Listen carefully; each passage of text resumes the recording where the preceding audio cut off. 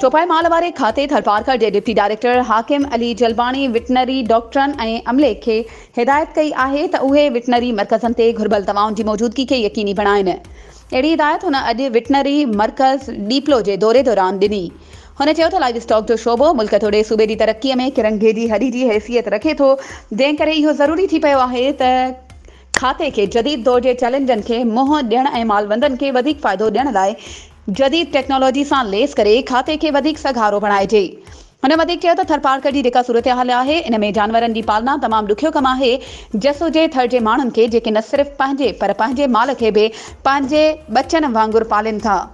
इन लाइ ज़रूरी आहे त लाइव स्टॉक खातो मालवंदनि जो बांह ॿेली थी बीहे।